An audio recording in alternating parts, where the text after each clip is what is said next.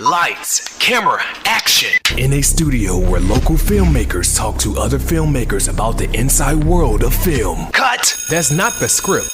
It. We'll fix it in post. Do you wonder how films are produced and what really goes on behind the scenes? Well, stand by. Filmmakers Kevin Munfrey, Victoria V.A. Jones, and Carson Hype Ferguson explain all the details. Right here on It. We Will Fix It in Post podcast.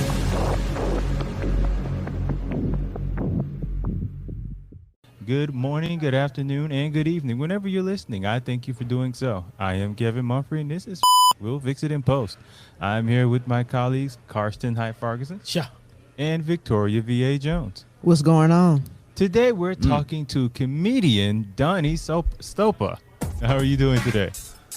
Oh, doing great, buddy. Thank you for having me. I appreciate it. First time we've got some music to start off. Is that too much? Is that too much music? Is that beat all right? Well, I don't know what club this would be, but a little bachata, maybe a little bachata. You know, I mainly date Puerto Rican girls, so that's what we do. Yeah. Hey, I'm right there with you.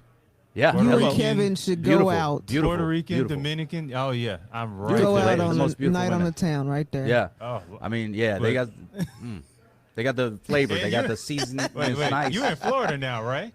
Yeah. Hello. So I tried to get as close to Cubans. Puerto Rico as I could. Well, we got Cubans too. Yeah. Yeah, it's a lot of them. You know, a little bit of both. I'm a little bit jealous right now. I'm a little bit jealous, but I'll manage. Yeah, I'll man. manage. But Yeah, come visit. We'll hit the I club. will. I definitely will. Yeah. To start off, what got you into comedy?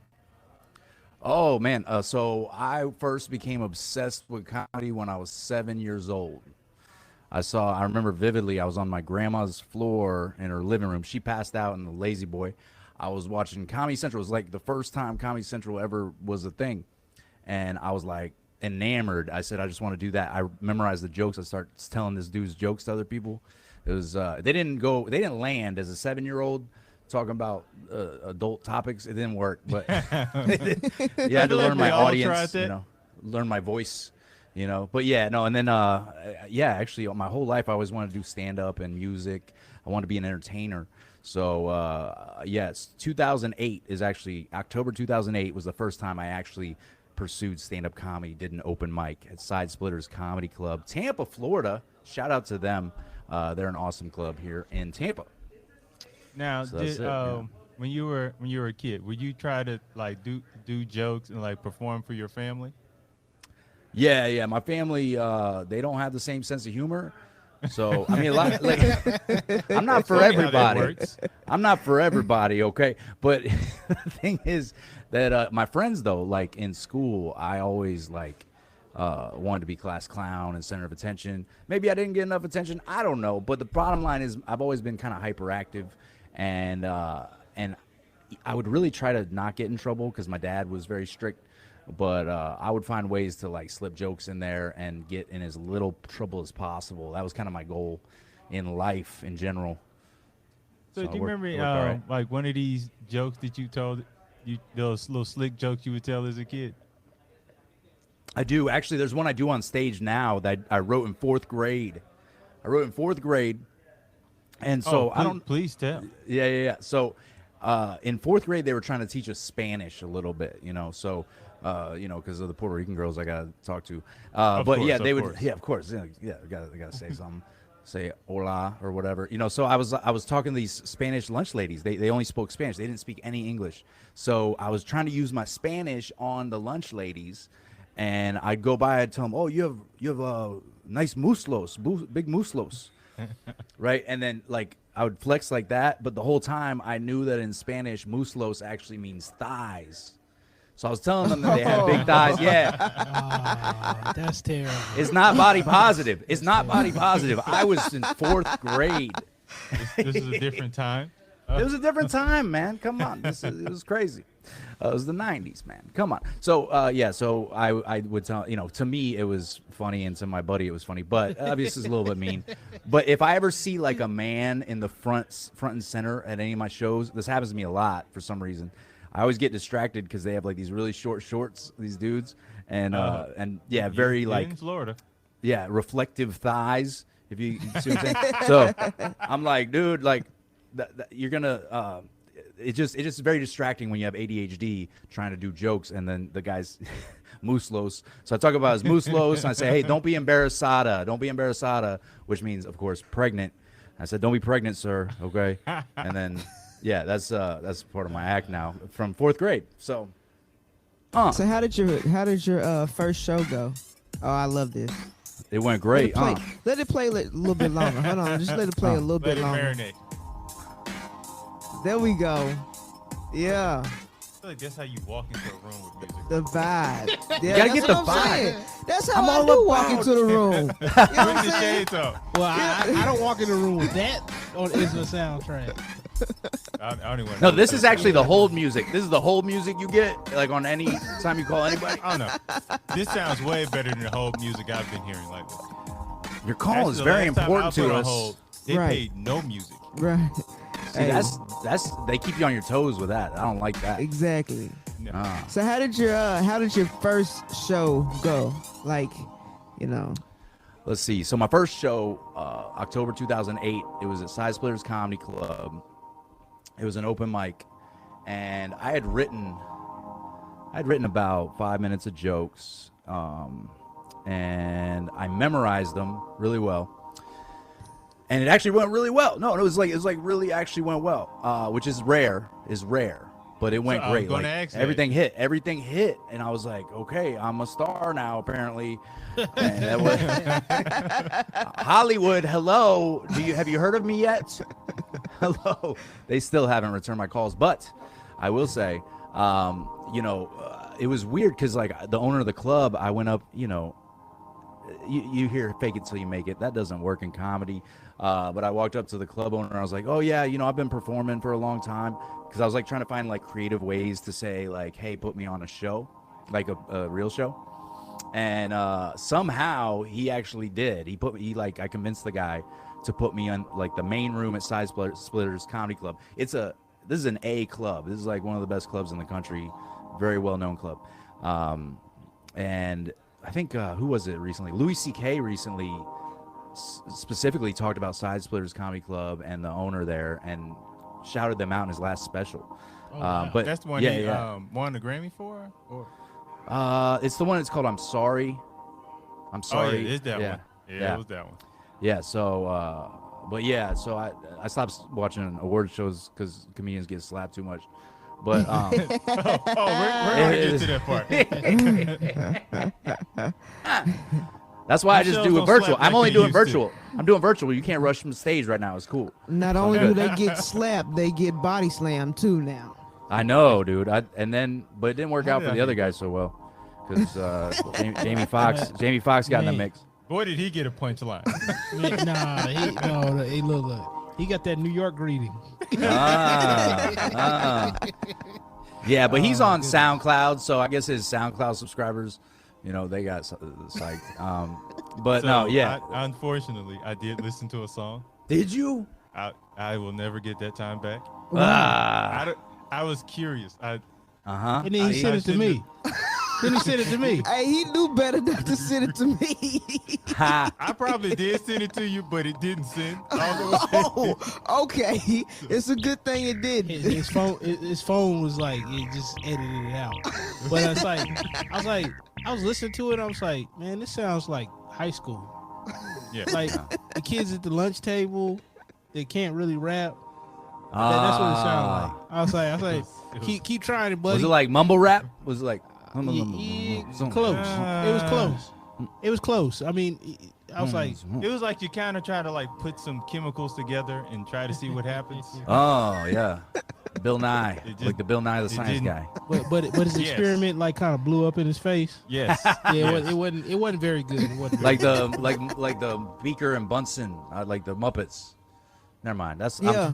I would aging myself. Don't much worry rather about- hear the Muppets than that guy again. Those guys are good hecklers though in the balcony. I will say I got to shout out to those heckler dudes in the balcony at the Muppet shows. Those are good. Now, Good dudes. as hecklers, they were funny. But now They were funny, yeah.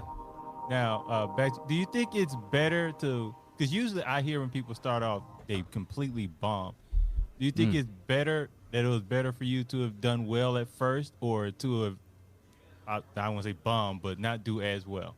I'll take whatever I can get. Okay. At this point, it's like, dude, comedy is such, it's a craft. So you are always working to improve and get funnier and better and stronger. And, and so the thing is that you can't fake it till you make it. Like I was saying earlier, you can't fake it.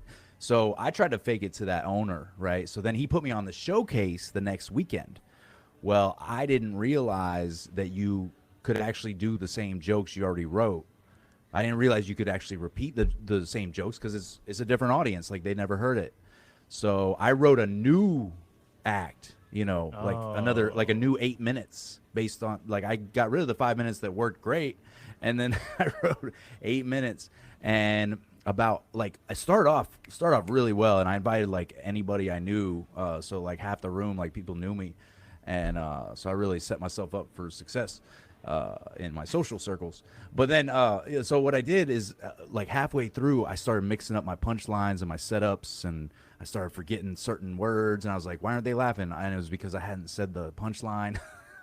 Oh. So it kind of fell apart towards the end.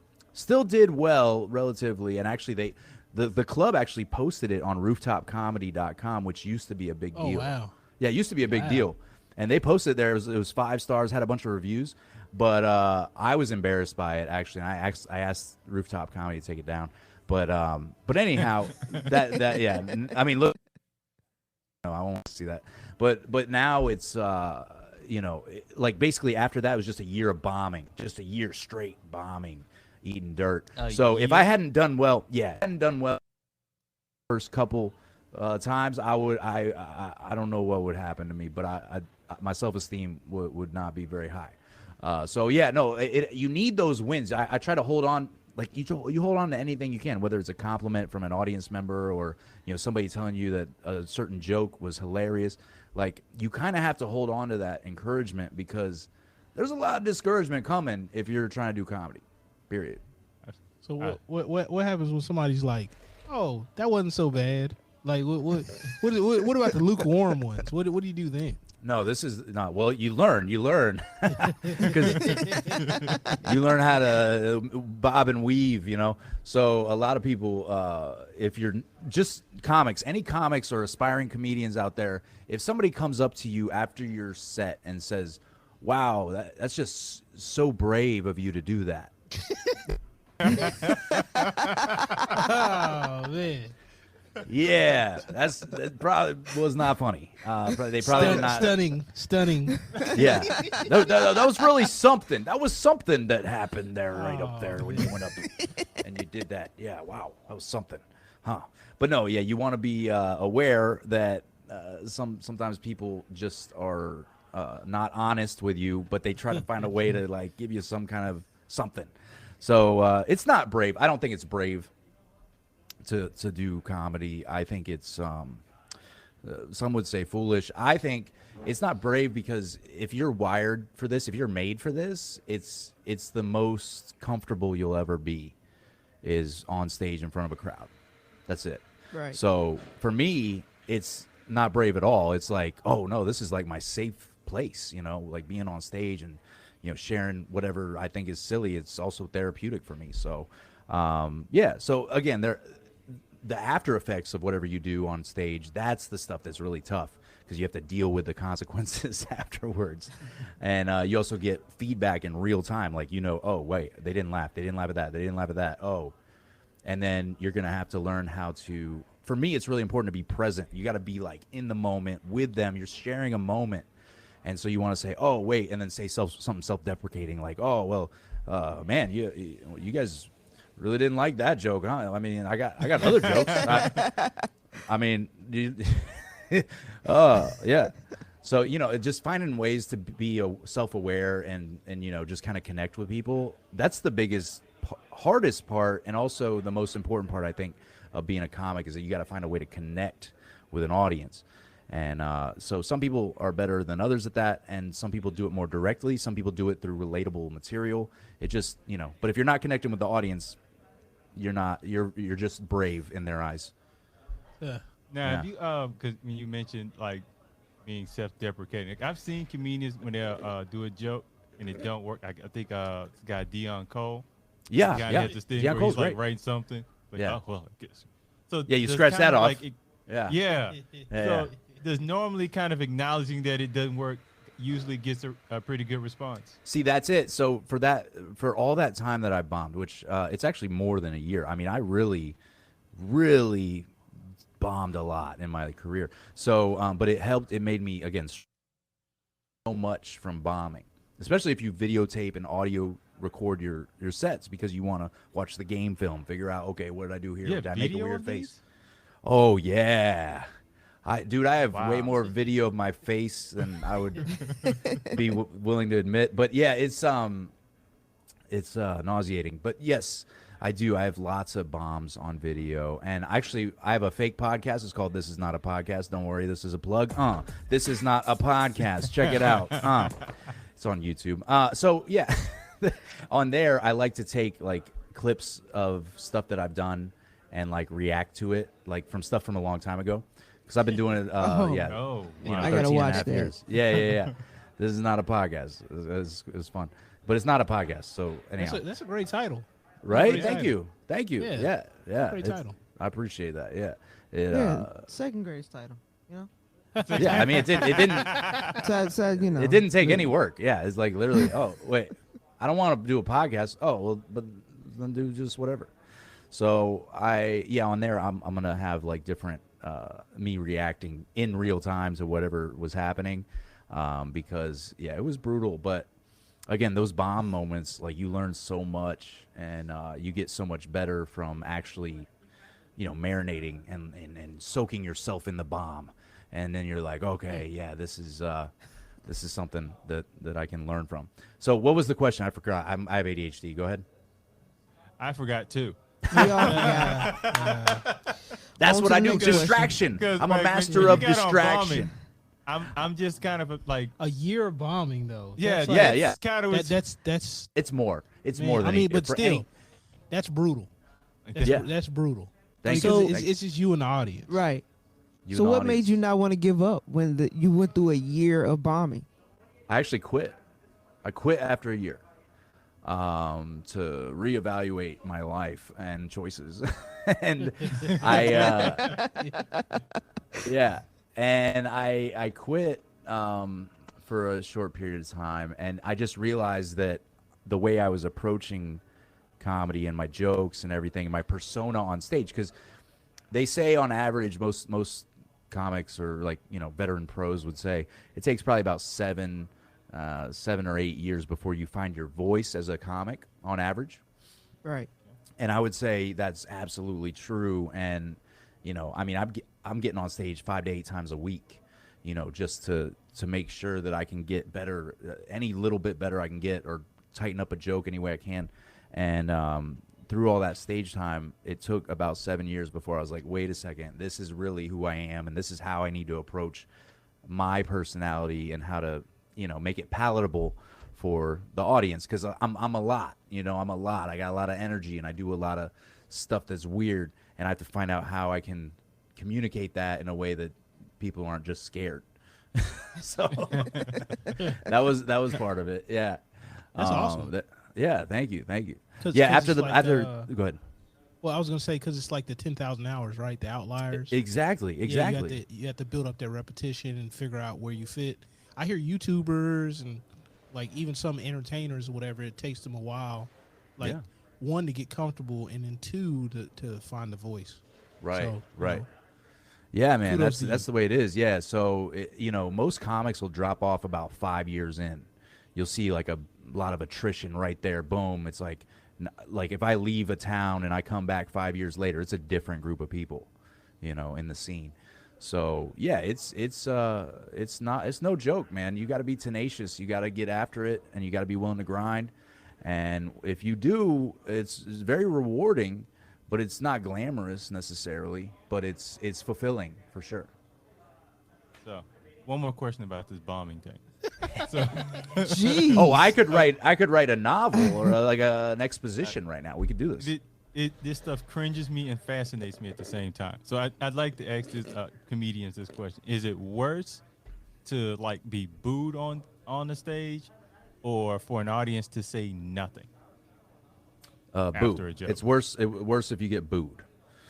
If they say nothing, at least you still have their attention and you have an opportunity. You have a chance. You have a fighting chance to at least get back to neutral.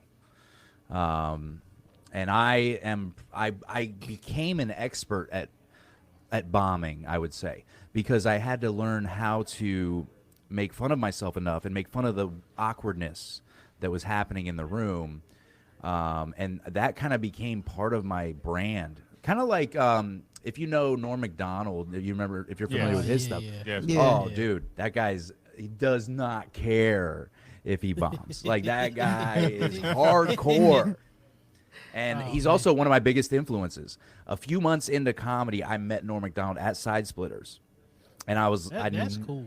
Yeah, I knew nothing. And that's the cool thing about comedy is you can meet all of these and, you know, like people that you really look up to, because it's not Hollywood. This is not Hollywood. This is, again, it's a craft, and it's like you're technically peers with these people at some point once you're actually a working comic. So I told Norm Macdonald, I was like, hey, man, like, I was like, oh, man, I'm doing comedy too. And he's like, and, you know, I'm like, why did I say that? That was so dumb. You know, like, I'm like, why? Who am I? In your head. It made sense somehow. I was a little nervous, you know, because he's like one of my favorite, and it was one of the best live shows out of top two in my entire life are Sinbad and Norm Macdonald. Oh, period. wow. Okay. Period. That's it. Nothing comes close to those performances. So, and I told him, I was like, yeah, I'm doing comedy. He said, oh, respect, man, respect. And he gave me a little fist bump, and like he was genuine. Like, he was genuine. Again, you take those little bits of encouragement, man. That went a long way for me. Right. That kept me going for that next year of bombing, for sure. That's great. It's like one fist bump. That's Got it. him through a whole year.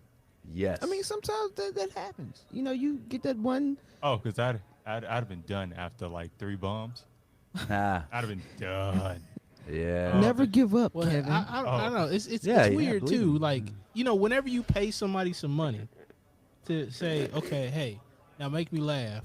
Like, everybody's like, like don't lie. Like, I mean, like, you'll be hanging out with people and they'll be laughing all day.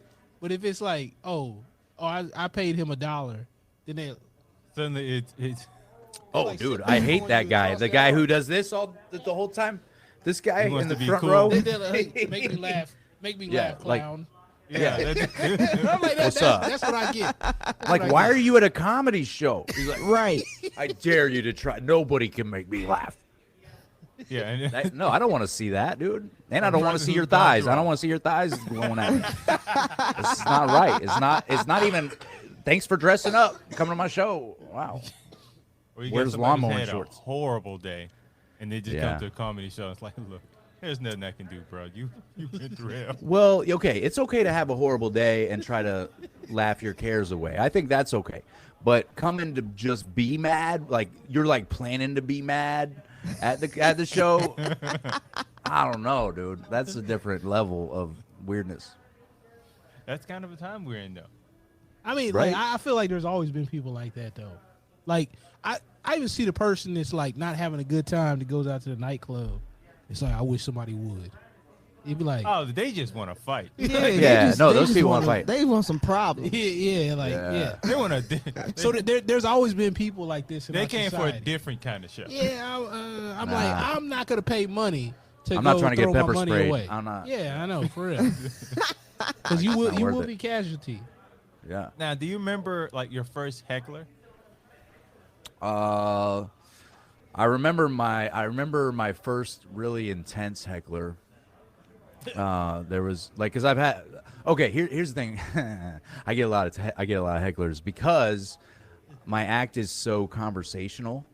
Like I'm so interactive with the crowd. I do a lot of crowd work. So it lends itself, my act lends itself to receiving So feedback. you're pretty much sometimes. prepared for that. I am very prepared for it now. And there was this one show I was supposed to do 30 minutes. I did 29. I did 29 minutes, but 26 of those 29 minutes, I have it on film somewhere, but it was me dealing with one heckler the whole time. Oh. And it was wild. It was such a weird experience for me. I had so many different emotions, because it was a new room. So it wasn't really like the rules weren't really enforced yet because the club really didn't know how to police the room yet. So like I'm like looking around like, is anybody gonna like talk to this guy? Because like this is becoming a problem over a little while. But the guy was so drunk, and at one point he was sleeping, and I was like, and then but then his wife like started talking for him, and I was like, what? So it was just a very weird time. But the thing is, like, every time I went after the heckler, the room just exploded, erupted with laughter. So I was like, well, they're being entertained, and as long as they're laughing, I guess it's okay.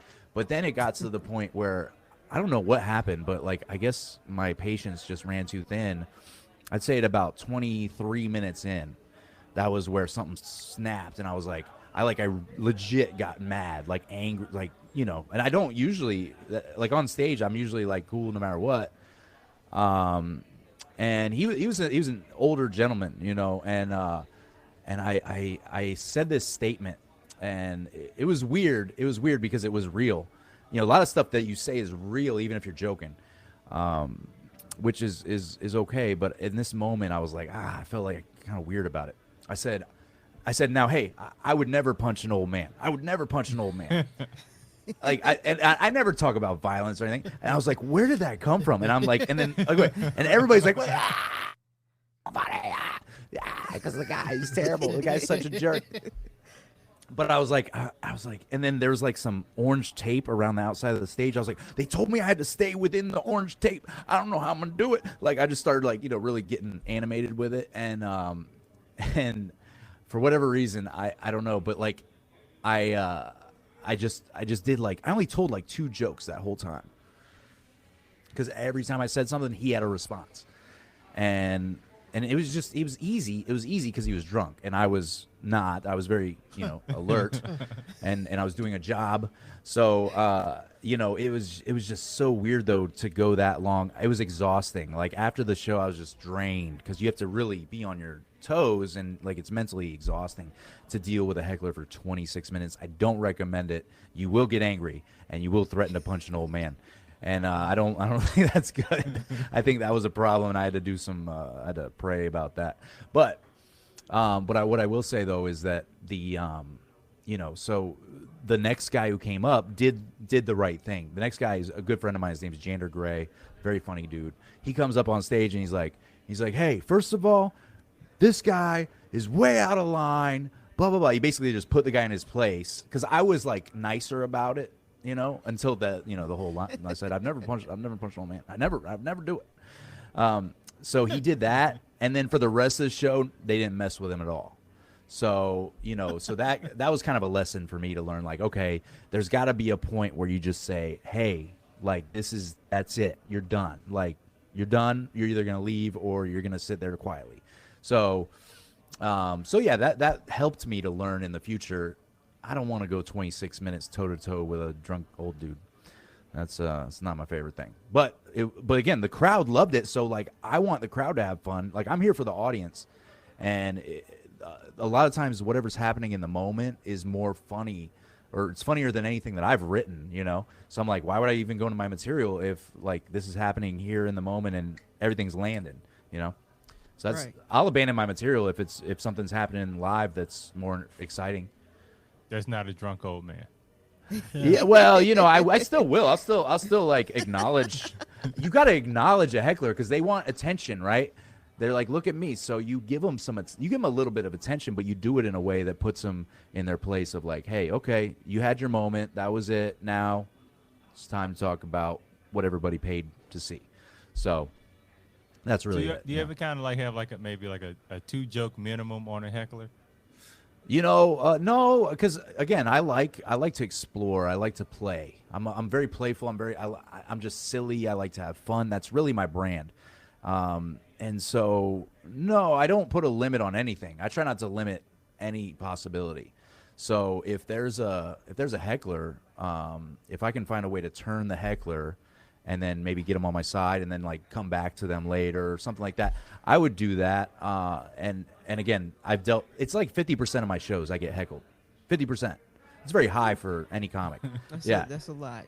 It's a lot, yeah. So again, it's because I'm so conversational, and I'm like, "What's your name? What do you do? Okay, where do you work? Okay, you're celebrating a bachelorette party. Okay, just calm down." And then just like I'm trying to figure out. We get it. We get it. It's her day. It's her day. Yeah. Oh, Nashville, dude. Oh man, they're on the little my goodness. those bars, the petty tap thing. Yeah. Oh The no. taverns. And they're just They'll be playing. hanging off the side of them. Dude, You know what I'm saying? they're playing Next Time He Cheats by Carrie Underwood, and they're just belting it out. Oh my goodness. Man. key into the side. Yep. And then want to be hanging off, and then want to be throwing up over inside of the boat. Dude, And it's not a good everything look. else. Not a good look. Actually, they changed a lot of the rules. Really? Cause like somebody was super drunk and fell off one of those party buses. Yeah. And I was like, go figure that. Didn't see that coming. Wait, that's all that happened? That's all that happened? Like, Somebody fell off of one, or they I died? think Or? the guy got They ran like- over. I think Like, he got some- ran over. Well, no, he didn't get ran over. He fell to the side of it while it was moving. So the bus ran him over. No, he hit the bus, but it didn't run him over. He just hit the side of it. I don't know, but that's not the first time that's happened though. I'm certain That's the it isn't. first time? I would imagine No, that happens no way. every weekend. I just think they just finally caught it on video. Yeah. And it's like it kind of went viral a little bit. It's like Okay. look at this drunk dude. Right, It's like right. open air like bus, and he's like leaning over the side. He's like, whoa, whoopsie. I was like, Whoops. oh, man. If he said whoopsie and they got it on camera, that would be viral. Yeah, that's viral. They did a Mortal Kombat whoopsie though. Oh, yeah. Finish him. Finish him. Might as well put that there too. Yeah, we affectionately. Well, when I first moved, I didn't know about those. So yeah, be careful for the woo girls. No, like woo girls. Oh, not the Wu-Tang. Not Wu-Tang. No, definitely Different kind of Even though woo. they do visit, but no, Wu-Tang it was was for the children. Method Man. when I first got here, they would drive past, and the first time they ever caught one of them, they went, "Ooh, a black guy," and they just flashed me, and went, "Woo!" And I was like, "Oh, That okay." makes sense. I think I'm like, well, I got my welcome to Nashville moment. Oh, man. But then this kept happening like every weekend for a month. So Okay. I It's kind a of got tradition, tired of it. apparently. Yeah, it's a weird tradition. So the last time it happened, the girl did it, and I was just so tired from work, I didn't make a facial expression. So she just looked depressed as she's putting her shirt down. And I was like, ooh. Oh, she never felt like that before. Nope. Especially from a guy I like have you. so many thoughts. I'm not going to. It's like, well, I ruined her wedding. She'll live with it, but that was very satisfying for me. Okay. To disappoint somebody that was And that satisfied? Yeah, Yes, maybe it you was- should see a therapist, bro. I don't know. I'm not. Probably. I don't know. I'm not one to judge. I'm not judging. I'm just saying, like, I want you to be healthy, happy. Take I care of would love yourself. to tell this story to a therapist, actually. So man, Yeah. See, well, comedy is hyping therapy. himself Comedy up. is therapy for me, though. Comedy's He's like, therapy for me. Kevin's like looking in the mirror. He's like, you did that. Got her. You got her. I feel like I did that in the car. And played Ice Cube, Today Was a Good Day. That's a win for me. So, Yeah. like, I always hear about comedians talking about writing jokes. And when I think of writing anything, I think of, like, music or, like, script. So, like, how does a comedian write a joke? Well, how do you write a joke? Yeah, yes. Oh, that's probably my least favorite question. But let's see. Well, because it's weird. Like, everybody's different, man. Everybody's different. Like, for me to write a joke, like, I'm one of those guys who writes on stage a lot. So I'll have an idea. Oh, wow. Yeah, I'll have an idea, and I'll be like, okay, I'll be kind of stewing on it, let it marinate in there, and then I'll just kind of bring the topic up, and I'll try to see. Again, I'm reading people's reactions, how because certain words are very provocative, of course. So certain words are gonna kind of get a certain response. So you're trying to like navigate which word belongs in this place. Because I know I want to say something funny about this topic, and I have I have a couple funny ideas, but I really write mostly on stage. I'll take notes in my phone. I basically get a lot of ideas in the shower, like when I'm driving. I'm sure it happens with music too. When you're like driving, you start thinking of something creative, Right.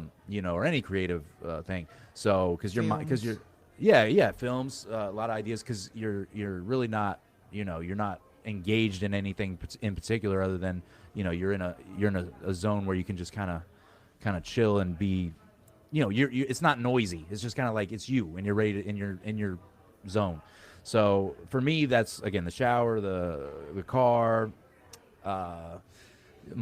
Anytime during the day when I see something hilarious, like I'll take a note about it, and I might make a joke about it, but it's really I just take little notes on topics, and then if I think of a couple lines, I'll do it.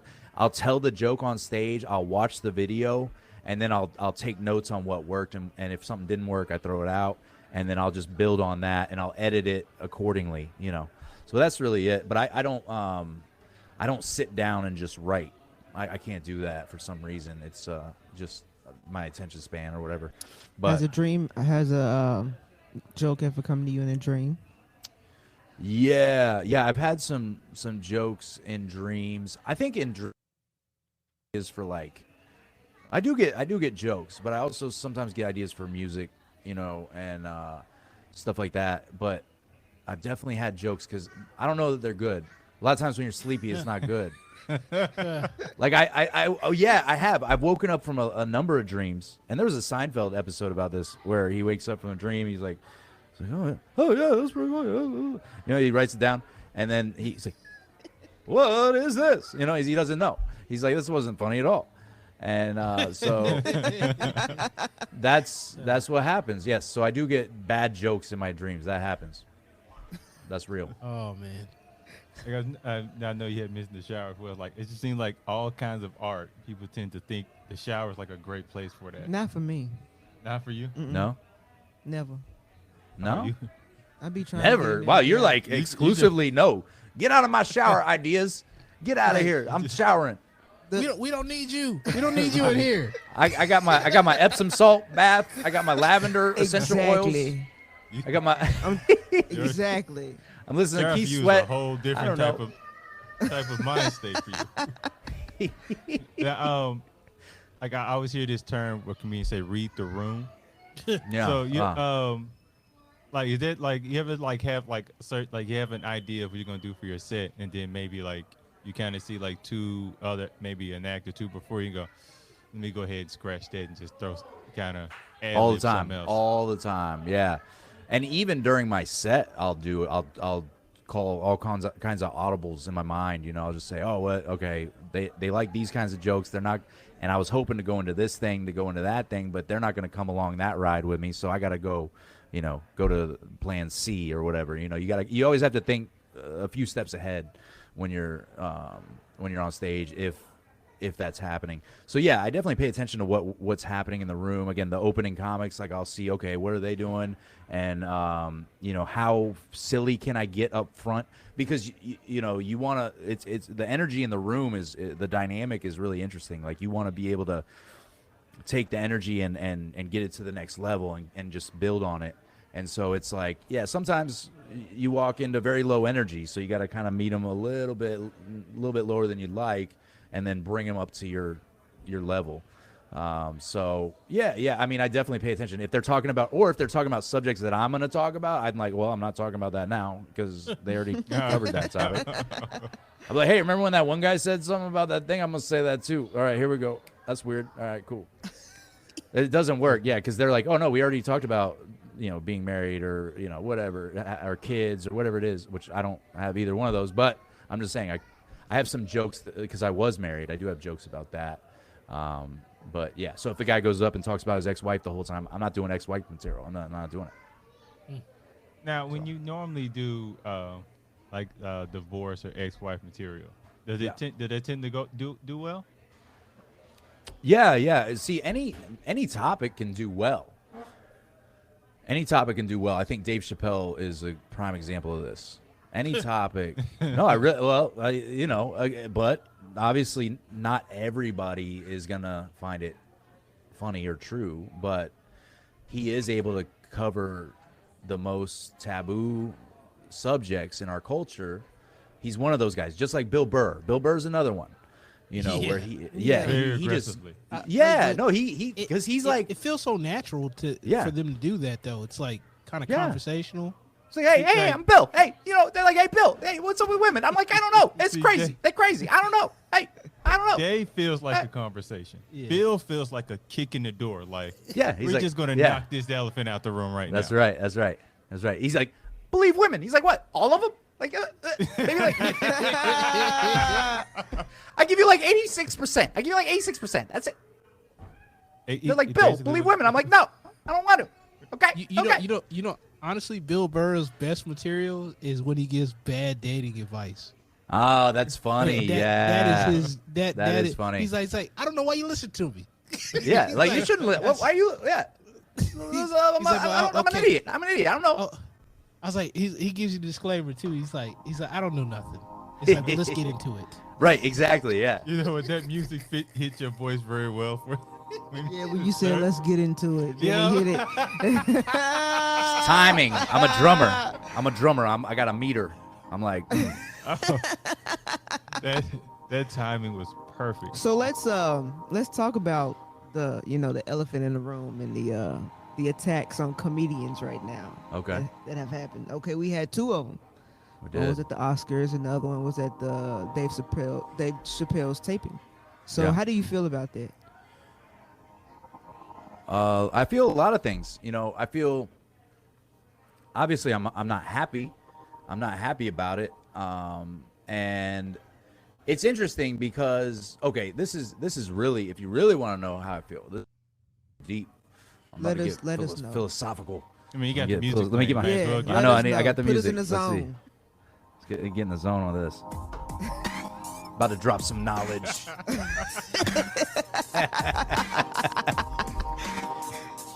All right, so the thing is that when you're dealing with these high-profile Hollywood celebrities, and you have the court of public opinion weighing in so heavily on these, these incidents, if you will,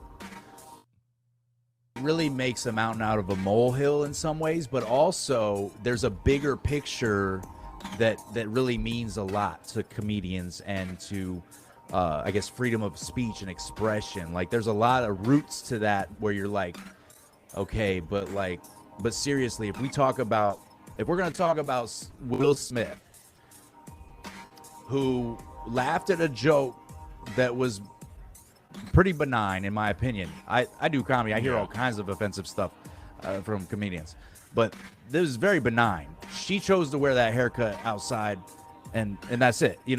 Period. Like, you have to accept that. You have to accept Right. that. So, but then Will Smith looks over and she's like, "You're gonna let that happen?" Yeah, charge him up. And I was like, dude, and people were telling me, like, this one girl, she's like, "No, that was a PR stunt." And I was like, dude, how are you going to say that's a Puerto Rican stunt? That's racist, first of all. No, but I just had to throw that in there. I was trying. That was slick. I didn't see that coming. I was expecting Dominican, but whatever. Yeah, the Dominican stunt. That was it. That's a different kind of stunt. It's close. But so then I, but anyhow, I'm thinking of like the mental health part of it, because there's some mental health issues. There's some emotions. I mean, being such a high profile celebrity is already a world that we can't even relate to. And so to pass judgment on people, like, I'm not going to judge Will Smith. I'm going to say that it wasn't right what he did, but I'm not going to say, oh, Will Smith's canceled, like he's the worst or whatever. Like, no, I grew up watching Fresh Prince and like loving all his movies. So he's one of the best actors ever, but he happens to be in a situation where he's responding in a way that is not, just not loving or appropriate or even like a good example for anybody. So you know, that's my opinion about Will Smith. So I still think he's great, but you know, he made a bad decision. And then Chris Rock, I thought, was very classy, man. He was classy about the whole thing. You know, he's like, wow, that just happened. And then he's like, yeah, and this is the best. Acknowledge the moment. Exactly. You got to acknowledge it, you know, because he's a true comic, you know. He's a true stand-up comedian. And so he said, and he's like, yeah, well, that was the best moment in the history of live television, right? Like, he's like legitimately in real time. He's being real. Like, that was real. That came out like for real. So, you know, I think that was really, again, the way he handled it, I felt really, I felt like that was right. So then, you know, again, then the problem becomes everybody's opinions about everything. Everybody's opinions about alopecia. Everybody's opinions about the wife with other dudes and the, you know, Chris Rock and, you know, whatever.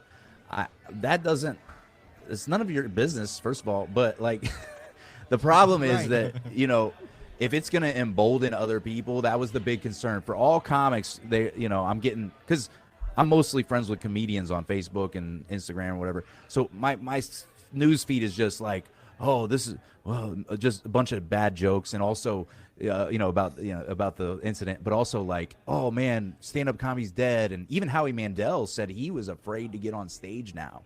I you heard that, yeah, that as well. So I think that's a problem because, you know, now that it happened with Chappelle, you know, like I even noticed, you know, what's interesting is I noticed a recent heckle that happened to me.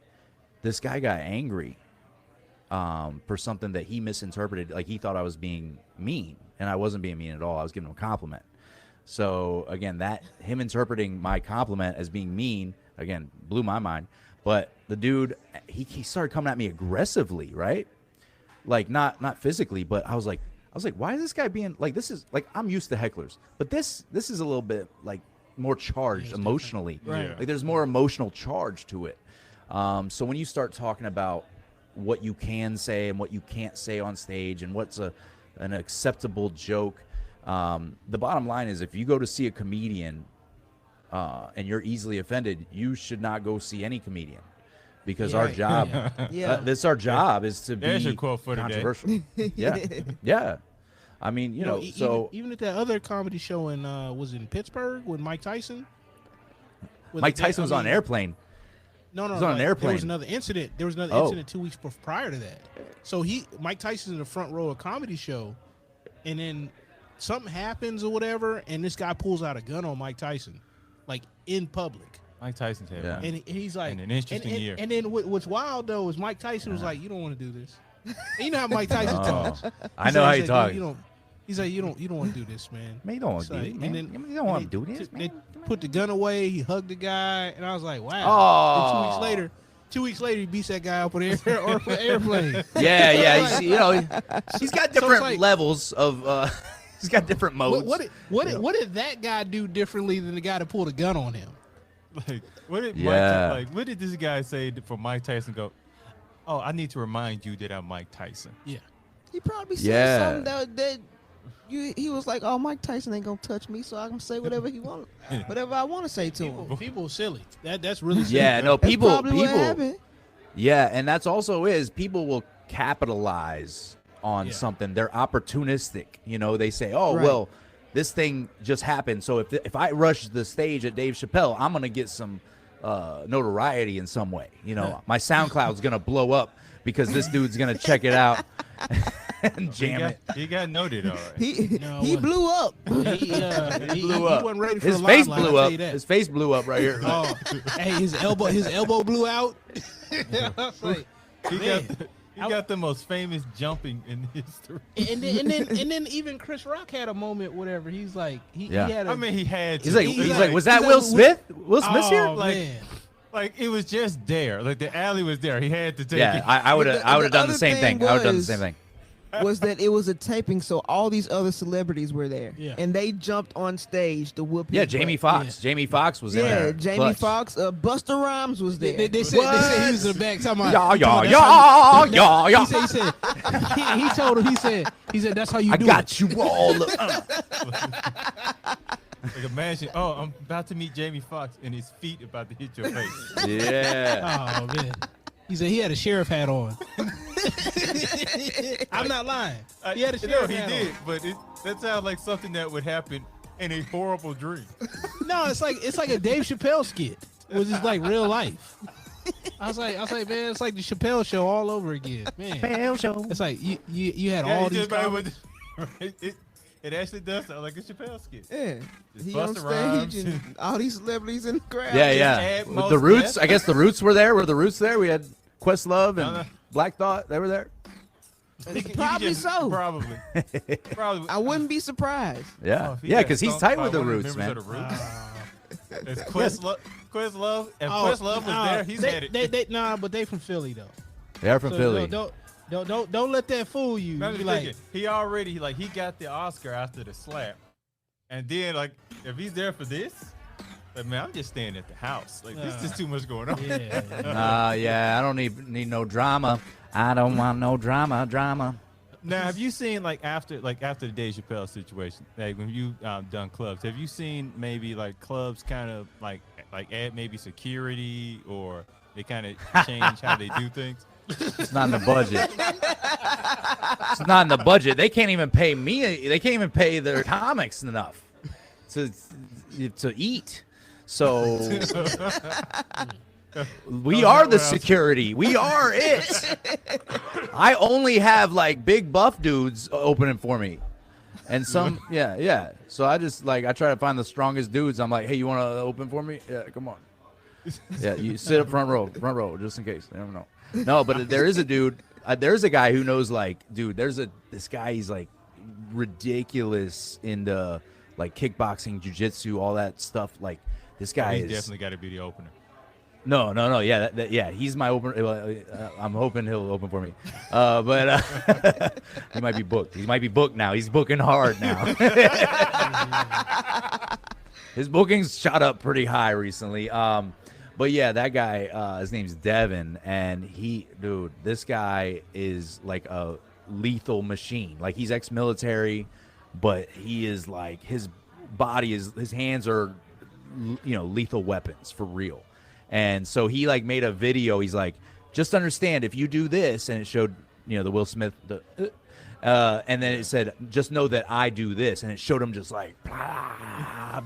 beating people up and stuff. I'm like, that's the best promo video I've seen in a while. That's the best comedy promo I could get. That is how I would promo every show I do. Just give me y'all warning. Y'all can step on this stage if you want to. Just you know going to the that. hospital. Yeah. I'll tell you for what. Sure. People still don't like to get beat up. That's never changed. That's never changed. Yeah, I try to avoid that in life. Period. Yeah. Just That in should general. actually be his promo. I think people still don't like getting beat up, but if y'all want to try it, go right ahead. Well, then you're gonna get the SoundCloud guy who wants to, get a couple more subscribers. Right. Yep. I don't know. Subscribe But so to again, these I think hands. exactly. So I think the real issue is again, each individual. It's about the heart, the motives behind what happens is really the important factor, and that's the thing that you can't always measure. But it's hey, why did this person rush Dave Chappelle? Again, was he trying to capitalize and get his SoundCloud on somewhere? Maybe. Probably. I think definitely.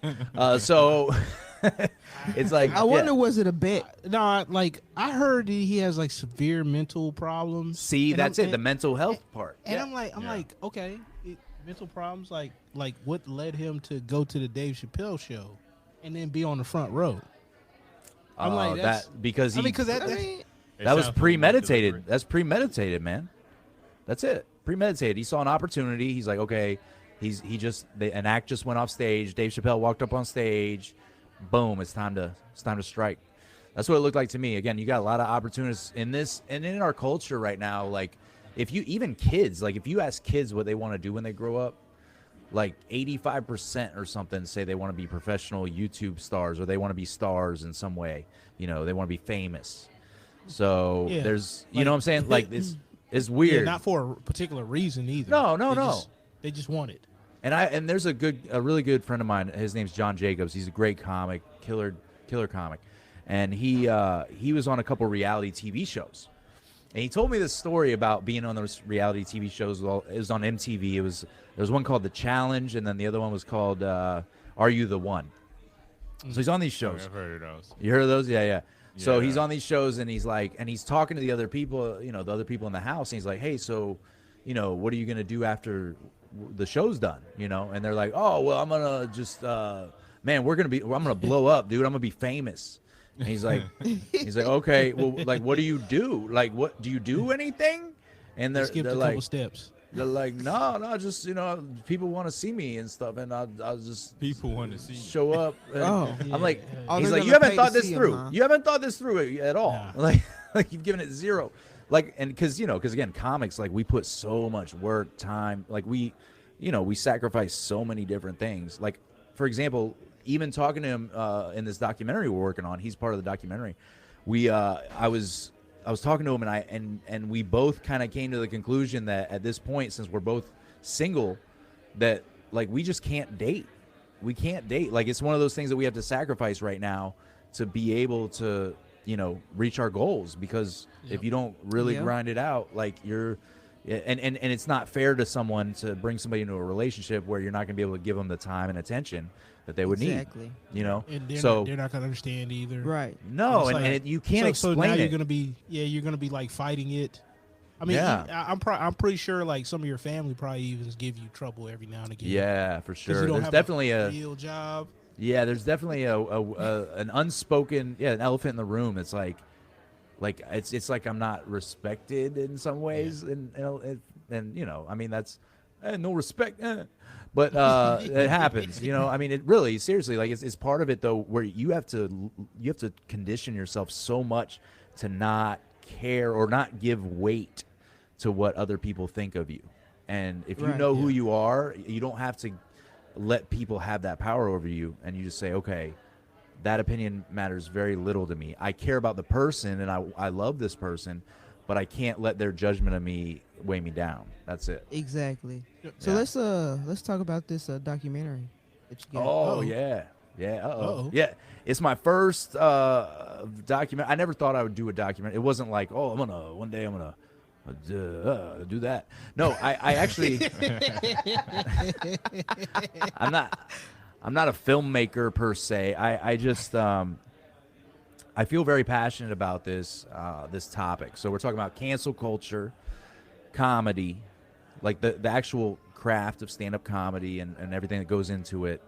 And we're talking about censorship, freedom of speech, and the whole premise is that we're like, I'm interviewing people all across the board from every group, any kind of race or religion or background or sexual orientation. It doesn't matter. It's like, hey, when we sit down face to face, comedy's a great equalizer for us.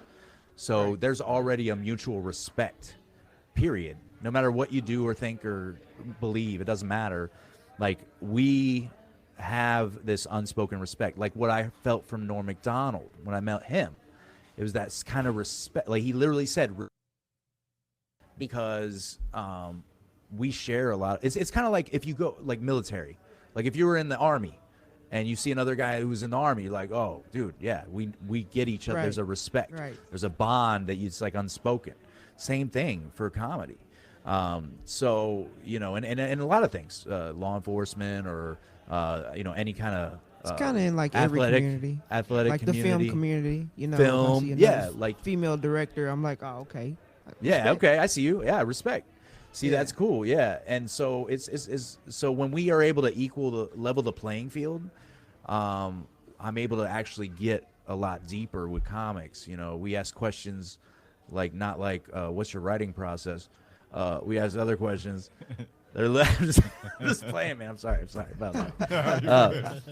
But but we're like really digging into like the heart of what's going on, because we all are not here to hurt anybody. We're truly here to help people have a good time. We're here to help you enjoy your life. And we all share that in common, no matter how controversial or benign your act is. We all share that. So it's just, I'm talking to people who, there was one comic I met who was a man when I met him, and then now has transitioned to be a female. So I interviewed her, which was a little trippy for me, but like, yeah, it was like I knew this person. And again, I don't know much about that, what that life could even begin to look like, but because we have the bond of comedy, we had just such a great time, and we were laughing, we're having fun, but we're getting deep and talking about real psychological, emotional issues that are really at the core of why people act out the way they do. So yeah, so it's a really, it's one of those things where you go in and you're like, oh, I think I know what this is going to look like, and it's a great idea, and it's going to be very marketable, and we have lots of people that'll be interested in it. It'll be great. But it was like, no, like being a real journalist means that you are not the story. I'm not the story. I can't be. So I have to let the story unfold before me and let the truth speak for itself, and that's really what we're doing. We're not in there. We're not doing yellow journalism where we're like, okay, let's find a way to spin this. And Peter Parker, tell me no, let's put it into this. Like, no, we're not doing that. No, we're like true. Yeah, we're not CNN. We're not Fox News. We are just straight up human beings talking to human beings, and that doesn't happen enough in our culture. Right. Yeah. And so it's profound to find out how I have more in common with these people. I don't even begin to understand their, anything else other than the fact that we're comics. I can't understand their upbringing or their background or what they went through, or what traumas they've had, but I do understand that they're a valuable human life and a human person with a personality and feelings and, all those things. So it's really, again, it's just become just so much bigger than anything we could have imagined. And there's an updated trailer coming out. LastLaughDoc.com is where you can see that. But right now we just have the working trailer. But we got some celebrity comics. We got they're all veteran pros, celebrity comics, and working comics who've been at least 7 years in the game. So we're kind of trying to hit every part of the stage in the process. Original Comedy Store dudes from 1982, 1986. Just some Jamie Kennedy. I don't know if you know Jamie Kennedy. Yeah. From the Jamie Kennedy Experiment, Malibu's Most Wanted, B-Rad. Yeah, you remember that. And then so we got Steve, Jeff Allen. We got. There's Kyle Dunnigan. Do you know Kyle Dunnigan? If you don't know Kyle Dunnigan, do yourself a favor and check out Kyle Dunnigan on YouTube. He has a YouTube show, and he does like all these impersonations. Like he's been doing this Johnny Depp one recently, like where he has this computer program that make his face look like whoever it is. I think I've seen him. I seen him. I didn't know who it was. And you like man, like you start looking at it. Yeah, you get lost Jason in it. Momoa as well. Yeah. Oh no, he did a joke about Momoa as he was Rocky from Sylvester Stallone. He was like Sylvester Stallone in that face, Sylvester Stallone face, I guess is what you call it. I don't know, but then he actually talked about Momoa, so maybe that stuck with you because it was a pretty pungent joke, poignant, if you will. Yeah, but again, the dude just like he rips on everybody, which is satire is so important in culture. Like that's part of like what makes a constitutional republic different than any other kind of like nation or whatever way to govern a society, because it's like, no, you got to be able to make fun of everybody. So he makes fun of Biden and Trump and all these other people, but he also makes fun of, like, again, Johnny Depp, Amber Heard, and whoever else is just kind of prolific right now. He's like, okay, let's make fun of that guy. Alec Baldwin. When Alec Baldwin was, it's like, excuse me. Okay, excuse me. Like it was hilarious. He had this whole like like he had it down in the face, and like again, you get lost in it. You're like, this is Alec Baldwin. So, and he does Jeff Goldblum. That's so funny. Yes, yes, yes. Yes. Oh, this. Wow. Yes. This is. Yeah. Yes. Like he does that deal. Like again, I'm not doing it justice. Kyle Dunnigan, the dude's amazing, and he's been on like Joe Rogan's podcast a couple times, and he's always like, yeah, he's always on in the Howie Mandel and just like that. So yeah. You know, that always reminds me, like anytime I think about comedy and how it has the power to kind of break through stuff and like, you know, just be as honest. it should. I mean, the court jester in the king's court had a lot of power because he was the only one with the permission, kind of wide berth to be able to just be like kind of poke fun at the king in public. Right. In public, yeah. Yeah. So exactly, and any president in the history of our modern age, like if you look at SNL, every president has been made fun of. So to have the idea of like, oh well, that's not okay to make fun of this president or this vice president or this whoever. I don't care. It doesn't matter. Like life's so much bigger than right or left or whatever agenda versus whatever agenda. Like it's truly about, like, I believe it's about loving, you know, it's about loving each other. And, you know, I think that if we were able to stop, you know, just, well, first of all, you'll live a more fulfilled life if you don't just focus on negative, angry things and you just say, hey, wait, yeah, what do I have in common with these people? Like, how can I connect with people? Maybe I don't connect with these people because maybe they're just, you know, they're not my people, and that's okay. You know, but the thing is, I'm not going to sit here and stew and just be bitter about something when it's a distraction, I think, and it's not helping anybody. So, yeah, I think that's the temperature, though, that's like in our culture right now. It's like, hey, like, let's just get back to basics, right? Like, let's just get back to, okay, like, can't we all just get along? Come on. That's you know, Rodney King, baby. Like that kind of stuff. Like that as weird of a situation as that is for me to say, it's like literally that sentiment is like, it still rings true for me. It's like, yeah, why can't we just get along? Why can't we get along with the police? Why can't we get along with other races? Why can't we get along with comedians who or people we disagree with? Even if we disagree, we can still get along. Can we do that without getting beat up though? Because I go back to my point that I made. He got beat up, and like nobody likes to get beat up. That's true. Like, yeah, Rodney King got beat hard, without dude. Anybody get beat up? Rodney King went hard though, dude. That guy. Oh my goodness. Yeah, they took a lot to get that guy down for real. Like they were, they were hitting him hard. That was not good. So, but yeah, I mean, even the George Floyd stuff, like all that stuff, like I think that. Because now white people get so, you know, because it's like, okay, when you're talking about race, it's like, first of all, human race. I don't like the division of race, but I do like to talk about how we are culturally different. And it's okay to be culturally different. I'm not ever being disparaging to another race. I'm never disparaging or alienating any people. But I want to talk about how white people are different than other people, you know? But then people will just tense up. Usually white women, but anyhow, but they usually, you know, they tense up. They tense up. That's why I date Puerto Rican girls. I was thinking that. I didn't want to say you were. it, but I'm I glad know. you did. Yeah, no, yeah. She's trying to talk to the manager about my joke, which, like, you know. But the thing is, like, she, you know, but at what point? At what Does that point? ever really happen? Yes, absolutely, absolutely, absolutely. Teacher. Yeah. Yeah, and I'm lit person because I'm like, come on, you can't see beyond yourself, you know, to be able to have a good time and have a sense of humor and enjoy your life, you know, and enjoy other people. We're social creatures, man. Like we gotta have, you know, some community. So yeah, if you can't have things in common, like I don't know, I guess shelter in place. I don't know. I don't stay home, Karen. Come on.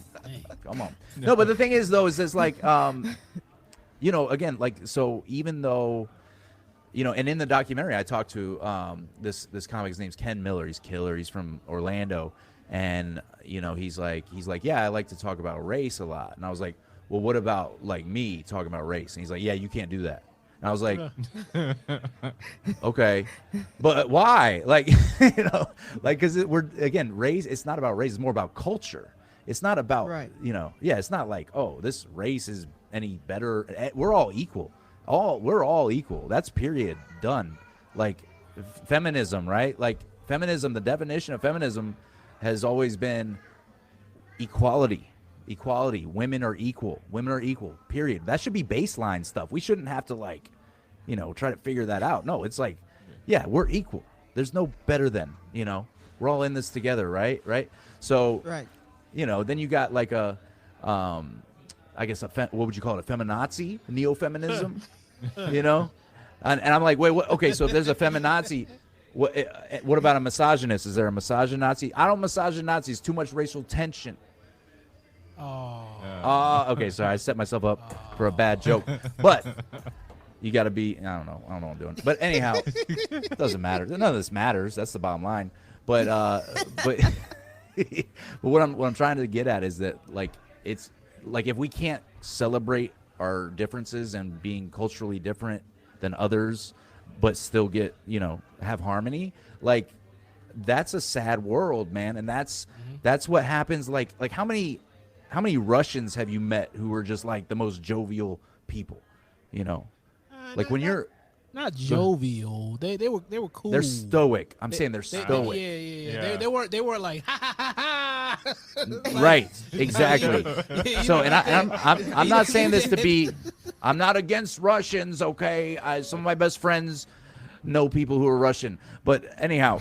The thing is, but the thing is, like, because when you're under something that's so strict in, or North Korea, where you have such strict, you can't say anything, you're getting propaganda and everything's controlled, like your media is controlled and your jokes are censored, like that kind of stuff, the people are not happy, is my point. Yeah. Right. The people are not living fulfilled lives at that point, So that's really it, because I'm pro-human. I love humans, and I love people, period. And if I can help people have a good time and laugh, and I can join in that, and we can have a fun conversation, that's a win in my book. Yeah. Cool. Yeah, true. Yeah. Now, as we wrap everything up, and you may want to play the music as you answer this, with everything going on with cancel culture, with tensions being high, why do you still love being a comedian?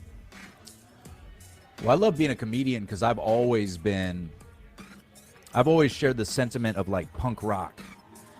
So, not a big fan of the genre, but I am a fan of the sentiment and the ideology. Ideology is think for yourself and question authority. Bill Hicks was really well known for being a punk rock kind of comic, in the 80s or I guess early 90s. So it's now there's so much information coming at us always. It's sometimes we allow other people and other networks or whatever to think for us rather than actually critically thinking and trying to understand ourselves. Sometimes we avoid understanding ourselves and our own motives and our own weirdness or grossness, and if we're not even able to, be introspective, then it's like if you don't love yourself, how are you going to love anybody else? Yep. Right? So if you can't think for yourself, how are you going to tell other people what to think? That's a weird thing to me. So I think that that's a big, that's it. We just need to think for yourself. Not necessarily questioning authority is healthy, because you have to know why you believe what you believe. You can't just be like, oh, I believe this because, well, why? He told me. He said it was the thing that we would do. Saw it on That's Twitter. Right. It was on Twitter, dude. Twitter.com. 80% of them are bots. Don't worry about that. Don't worry about that. Elon Musk, hey, about Twitter. Hey, AI. Okay, AI about Twitter. Okay. So, but no, I think that that's it. Is if you truly do think and as hard as it is to sometimes address our own, mistakes or wrongdoings or whatever you want to say, like, it's healthy, and it's part of, like, that humility to be able to say, okay, I'm not better than this guy or this gal. Like, we're all just human beings trying to, survive. Like, we're just out here, we're no different. There shouldn't be preference and prejudice. Mm-hmm. All right, now, once again, what's the name of the documentary you're doing?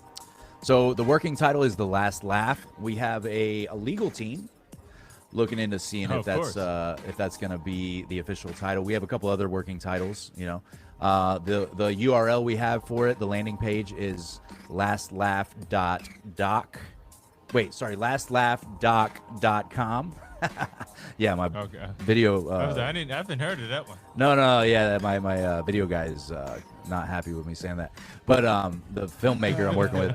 So Chris Florence is the filmmaker I'm working with, and it's just a 50-50, 100, like, just all collab. Like, we basically try to take what I bring to the table and what he brings to the table, and just get the best possible product. This guy is, in my experience, I've dealt with a lot of video guys, trying to get video of, comedy and sketch comedy and, whatever, comedic acting. This guy is by far the best filmmaker and most talented, director of photography I've ever met, like, I've ever worked with, and I put him up against anybody. He's killer. So, I mean, it's cinematic. It's completely cinematic. It's raw. It's real. And it's just so extremely captivating. It just has been, like again, I've just been sitting back in awe of, like, what's unfolding, So this project's way bigger than me. It's way bigger than him, and I'm excited for people to be able to just be confronted with it, because it's like, hey, when you're able to, like, think outside of yourself, again, that's what we're challenging people to do, is just think for yourself. We're giving you the information. It's the evidence is there for whatever but you just have to interpret that evidence, and you have to respond and, figure out how you want to live, and how you want to, view your life, and how you interact with people. It's about humanity. Really. It's comedy is, it's very much about comedy, but it's not, it's a much bigger picture. It's wild. It's a wild ride, and it has hilarious moments. It has very deep thoughts and profound things going on. But it's just gonna be an amazing cinematic film. Period. So I'm excited. The thing I've been most excited about in my life, I have invested my time, energy, money, everything into this. Bet the farm on it. What's up? All right. Now, I can't wait to see it myself. I like documentaries and comedians, so those two things go well together, I feel like. But Donnie, I want to thank you for taking time out to speak to us today. Oh, yeah, buddy. Thank you for having me. I appreciate you. Thank you so much. Oh, you got it. You got it. What were your names? I didn't know everybody's name. I'm Donnie. All right, don't we do that later? Again, I'm Kevin Mumphrey. And these Kevin, are my colleagues, Karsten Hype Ferguson. Hey, what's up, buddy? And Victoria V.A. Jones. Victoria V.A. Jones. Yeah. I like that. I like this guy. Oh, I like this guy. Yeah. Warm welcome. That is how we'll end it, I guess. That's it. We did it That is a backwards. wrap.